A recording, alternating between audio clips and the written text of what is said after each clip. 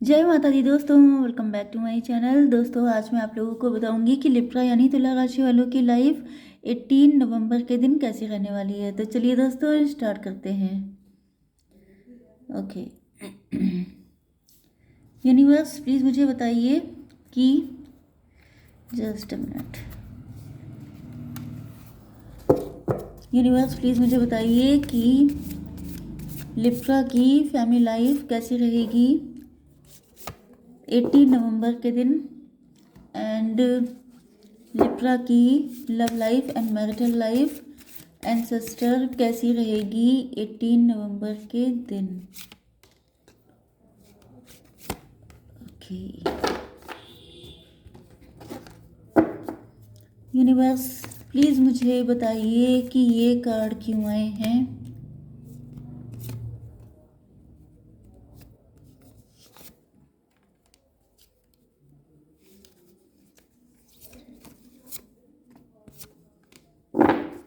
Bottom की energy आ चुकी है, एस ऑफ पेंटिकल की। इसका मतलब ये है कि ओ माय गॉड, आप किसी गोल्डन अपॉर्चुनिटी की तरह लग रहे हैं अपने पार्टनर को। सोने का अंडा देने वाली मुर्गी, ये थोड़ा सा नेगेटिव हो जाता है, बट कुछ लोगों के लिए ऐसा हो सकता है क्योंकि ये जो एनर्जी आई है छल कपट वाली, झूठ बोलने वाली, थोड़ा सा नेगेटिव जा रहा है ये कार्ड। ओके, तो मे भी कोई पर्सन ऐसा है जो आपका फ़ायदा उठाना चाहता है, जो देख रहा है आप लोग बहुत ज़्यादा राइज कर रहे हैं, रिच हो रहे हैं, क्योंकि आपकी पोजीशन एम्प्रेस की है। आप लोग काफ़ी ज़्यादा वेल्दी हैं, काफ़ी ज़्यादा पॉपुलर हैं, खूबसूरत हैं, वेल नोन है। तो जिस वजह से मुझे दिख रहा है कि कोई पर्सन है जो आपसे बेहद अट्रैक्ट है। लिब्रा, जेमिनी, एक्वेरियस, टॉरस, वर्गो, कैप्रिकॉर्न, दो ही साइन आए हैं। तो तुला, मिथुन, कुंभ राशि, वृषभ, कन्या, मकर राशि आपके पार्टनर हो सकते हैं। 1, 11, 7 ये नंबर आपके लिए इंपॉर्टेंट हो सकते हैं। ओके, तो रीडिंग कलेक्टिव है, टेंशन मत लीजिएगा कि मेरा साइन नहीं आया। जस्टिस का कार्ड आ चुका है, मतलब कि आपके पार्टनर के साथ अगर आप लोग मैरिड हैं, मुझे कुछ लोगों के लिए ऐसा भी दिख रहा है कि यहाँ पर आप इस पर्सन के साथ मैरिड हो सकते हैं, एंड आपके पार्टनर अब आपकी वैल्यू समझ रहे हैं। या तो आप लोगों का डिवोर्स हो चुका है, या तो आपका पार्टनर मैरिड हो सकता है किसी और के साथ। वैसे अगर आपके साथ भी मैरिड हैं तो मुझे दिख रहा है कि मे बी आप इनको डिवोर्स देने वाले हैं, या फिर आप दोनों के बीच में काफ़ी खटपट हो चुकी है, काफ़ी डिस्प्यूट, कॉन्फ्लिक्ट हो चुके हैं, and nothing is yet set in stone. कुछ लोगों के लिए मुझे दिख रहा है कि अगर इस पर्सन ने आपको डिवोर्स दिया था तो ये वापस आना चाहता है। हो सकता है कि इन्होंने आपको डिवोर्स दिया था एंड इनको फील हो रहा था कि ये इजीली सेटल हो जाएंगे, इजीली सारी चीज़ें मेकअप हो जाएंगी, लेकिन यहाँ पर कुछ नहीं हो पाया, जिस वजह से ये सोच रहे हैं कि मुझे वापस जाना पड़ेगा, क्योंकि नथिंग इज़ इम्पॉसिबल। अगर डिवोर्स भी हो चुका है तो भी मुझे दिख रहा है कि इनके अंदर ऐसी फीलिंग है। एंड कुछ लोगों के लिए मुझे दिख रहा है कि आपके पार्टनर को आपका नेचर बहुत ज़्यादा जजमेंटल लग रहा है, मतलब कि जैसे आप स्ट्रांगली जस्टिस देने को तैयार बैठे हैं, जैसे कि इनको फील हो रहा है कि मे भी आपका नेचर पहले ऐसा नहीं था। पहले आप काफ़ी ज़्यादा लविंग थे, काफ़ी केयरिंग, नर्चरिंग, क्योंकि एम्प्रेस की एनर्जी है, मतलब आपका नेचर, चाहे आपका जो भी जेंडर हो, लेकिन आप गुस्सा ज़्यादा नहीं करते थे, मतलब आप दिल में नहीं रखते थे कोई चीज़। लेकिन ऐसा लग रहा है कि जैसे अब आपने कोई चीज़ दिल से लगा ली है, एंड वो ऐसी लगी है आपको। देखिए, जो सीधा साधा अच्छा इंसान होता है वो छोटी छोटी चीज़ों को इग्नोर करता है, बड़ी बड़ी चीज़ें होती हैं उन्हीं के ऊपर फोकस जाता है, छोटी मोटी चीज़ें हैं, छोटी मोटी फाइट्स हैं, उनको इग्नोर करना। तो मे भी आपके पार्टनर ने इस चीज़ का बहुत ज़्यादा एडवांटेज लिया हो, इन्होंने छोटी छोटी करके ढेर सारी चीज़ों से आपको दिक्कतें दी हों, लेकिन आपने उनमें सब में इनको माफ़ किया है। अब क्या हो गया कि यहाँ पे इन्होंने कुछ बड़े कांड किए हैं, जिसकी वजह से अब आप गुस्सा हो गए हैं स्ट्रॉन्ग वाला।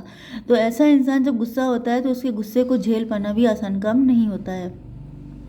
तो यहाँ पे दिख रहा है कि आपके पार्टनर आपके इस रूप को देख करके, जैसे logical, practical, rational and justice पसंद हो जाना, कि अब जो सही है वही होगा, जो गलत किया है उस पर पनिशमेंट मिलेगा। तो ये एनर्जी में देख करके आपके पार्टनर काफ़ी ज़्यादा डर रहे हैं, परेशान हो रहे हैं। Nothing is yet set in stone, मतलब कि आपके पार्टनर को लग रहा है कि कोई गारंटी नहीं है क्या हो जाए। मे बी इन्होंने आपका नेचर जज किया था, इनको लग रहा था कि आप कभी कुछ बोलेंगे नहीं, कभी आप कुछ स्टैंड नहीं लेंगे अपने लिए, कभी आप इनको पनिश नहीं कर सकते, कभी आप इनसे मुंह नहीं मोड़ सकते। जैसे एक बिलीफ सिस्टम नहीं बन जाता है कि मैं इनको बहुत कायदे से जानती हूँ, ये इतने पानी में है, ये कभी ऐसा कुछ नहीं कर सकते। लेकिन आपने कुछ ऐसा करके दिखाया है जिसको देख के आपके पार्टनर की सिट्टी पिट्टी गुम हो चुकी है। Bring love into the situation. आपके पार्टनर इस वक्त बहुत चोरी चोरी चुपके चुपके आप पे नज़र रख रहे हैं। जैसे अगर आप लोग एक ही घर में हैं, हस्बैंड वाइफ हैं, तो ये चुपके चुपके आप पे नज़र रखते हैं। आपको मतलब ये पर्सन जो है ये ट्रस्ट वर्दी नहीं है, जो आपका पार्टनर है। ये स्नीकी एनर्जी में है, चुपके चुपके आपको देखना, चोरी चोरी आपके ऊपर फोकस करना। जब आप इनको देखते होंगे तो ये मुंह उधर कर लेते होंगे, इस तरह की एनर्जी। ओके, मतलब कि इन्होंने ये झूठे बहुत हैं। मतलब इनका कोई, जैसे कहा जाता है कि एक स्ट्रॉन्ग कैरेक्टर होना। कैरेक्टर का मतलब ये नहीं है कि लूज कैरेक्टर है, लेकिन मतलब जैसे एक होता है कि वैल्यूज़ होना। ओके, वो वाली चीज़ है। रूट रूट इनकी स्ट्रॉन्ग नहीं है। मतलब ये किसी चीज़ पर टिके नहीं रहते हैं, पलटी मारने वाले हो सकते हैं। एंड अपने फ़ायदे के लिए कभी भी किसी भी तरफ लुढ़क जाना, ये वाली कंडीशन हो सकती है। कि मतलब जैसे जैसे कहते हैं हल्के पर्सनालिटी वाला इंसान। ओके, तो इनकी पर्सनालिटी कोई स्ट्रांग नहीं है, लेकिन आप काफ़ी स्ट्रांग पर्सनालिटी वाले हैं। एंड आपके पार्टनर जो हैं वो सारी चीज़ों में जैसे लव लेके आना चाहते हैं। ये चाह रहे हैं कि थोड़ा सा लव क्रिएट हो जाए, थोड़ा सा फिर से पहले जैसा सब कुछ हो जाए, चाहे आप लोग हस्बैंड वाइफ हैं या लवर्स हैं। तो ये चाह रहे हैं कि चीज़ें कुछ अच्छी हो जाए। मे भी आपको अट्रैक्ट करने की कोशिश कर रहे हों, आपके सामने दिखा ऐसा रहे होंगे कि आई डोंट केयर, मुझे कोई फ़र्क नहीं पड़ता है, ये जो जो कुछ भी तुम कर रहे हो ये मेरे ऊपर कोई इफ़ेक्ट पड़ नहीं रहा है। लेकिन इनके ऊपर इफ़ेक्ट खूब पड़ रहा है, 100% पड़ रहा है। ओके, 11 एंड 7 मतलब 18।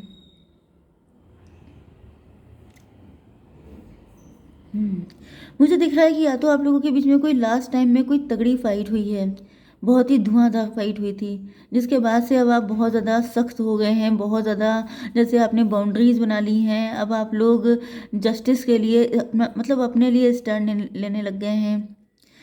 क्योंकि मुझे ऐसा दिख रहा है कि या फिर ये जो पास्ट में जो कुछ हो चुका है, जो कुछ भी आपके पार्टनर ने इस सिचुएशन को ख़राब किया है, इन सब के बारे में सोच सोच करके ये अब मुझे फाइट बहुत लग रही है। चाहे वो कोल्ड वॉर हो सकता है कि चुपचाप बोलना बंद कर दिया, लेकिन ज़्यादातर मुझे लग रहा है कि एक तू मैं हुई है तगड़ी वाली। एंड उसको याद कर करके अब आपके पार्टनर की इतनी दम तो बची नहीं है, क्योंकि इन्होंने उसमें बड़ी गंदगी दिखा दी है। जैसे अपनी रियल पर्सनालिटी खोल के रख दी है कि देखो बेटा मैं क्या हूँ। तो अपने आप का जो अपनी असलियत दिखाने के चक्कर में इन्होंने कुछ ऐसा दिखा दिया जिससे आपको नफरत हो गई, जिससे इनका जो रियल कैरेक्टर है, रियल पर्सनालिटी है, वो निकल के आपके सामने आ गई। एंड आपको इनसे सडनली चिढ़ हो गई, ऐसी मुझे फीलिंग आ रही है। Page of sword. अब इनकी हिम्मत नहीं पड़ रही है। अब ये जैसे कि आपको फेस करने के काबिल नहीं समझ रहे हैं खुद को। मतलब अब इनके पास कुछ ऐसा बचा नहीं है। काफ़ी ज़्यादा ओवर थिंकिंग भी कर रहे हैं, मतलब रास्ता निकालना चाह रहे हैं कि कुछ ना कुछ ऐसा कर लें कि आपको फिर से शीशे में उतार लें, फिर से आपको बातों में फंसा लें। लेकिन divine healing, honour your sensitivity, retreat to recharge and heal your light can support others. आपके पार्टनर को रियलाइज़ हो रहा है कि जैसे इन्होंने आपका फ़ायदा बहुत उठाया है। जो कुछ मैंने भी आपको बताया, मतलब मैंने आपसे कहा कि छोटी मोटी चीज़ों को इग्नोर करना, ये सब करना।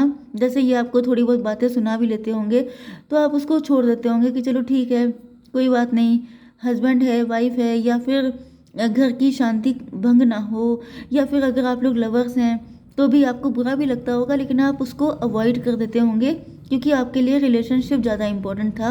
आपने ईगो को प्रायोरिटी नहीं दी। लेकिन यही तो दिक्कत हो आती है कि जब एक ही साइड से सारी समझदारी दिखाई जाती है एंड दूसरा बंदा फ़ायदा उठाने में लग जाता है। वो सोचता है कि इनके पास तो सेल्फ रिस्पेक्ट ही नहीं है, फिर चाहे जैसे इनको बेइज्जत करो। तो इन्होंने आपकी मतलब इंसल्ट बहुत ज़्यादा कर दी है। यस, तो इनको अब रियलाइज़ हो रहा है कि इनको आपकी सेंसिटिविटी, आपके जो अच्छी चीज़ें हैं उनका उनको वैल्यू करना चाहिए था, जबकि इन्होंने फ़ायदा उठाया है। अभी थोड़ा सा टाइम दे रहे हैं ये आपको। इनको फील हो रहा है कि अभी आप पेन, जैसे लोहा गर्म होता है तो उस पर चोट की जाती है अपना फ़ायदा निकालने के लिए, लेकिन इनको दिख रहा है कि इस टाइम आपका दिमाग गर्म है। इस टाइम अगर ये आपको अप्रोच करते हैं तो इनको 4 बातें नहीं 400 बातें सुनने को मिल जाएंगी, जिसकी वजह से ये थोड़ा सा डिस्टेंस बनाए हैं। ये भी सोच रहे हैं कि कहीं ऐसा ना हो कि बिल्कुल ही सफाचट हो जाए मामला।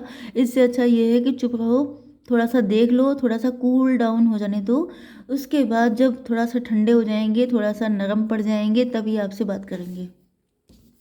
इस वक्त आप लोग अपने पेंटिकल पे काफ़ी फोकस्ड हो सकते हैं। आपको लग रहा है कि अब ये सब चक्करों में पड़ना बेकार है, अब मुझे अपने पेंटिकल पे काम करना चाहिए। आप लोग रिच हो सकते हैं काफ़ी ज़्यादा। यस, रिच तो हैं क्योंकि आपकी एम्प्रेस की एनर्जी आई है, तो आप लोग काफ़ी मज़े में हैं, काफ़ी लग्जरियस लाइफ जीते हैं।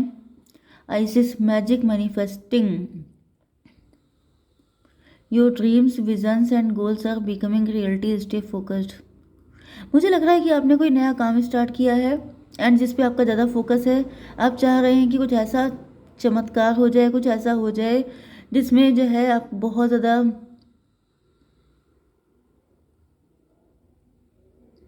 देखिए, इस एनर्जी के दो मीनिंग है। अब सभी लोग तो वर्किंग नहीं होंगे ना, सभी लोग तो बिजनेस स्टार्ट नहीं कर रहे होंगे।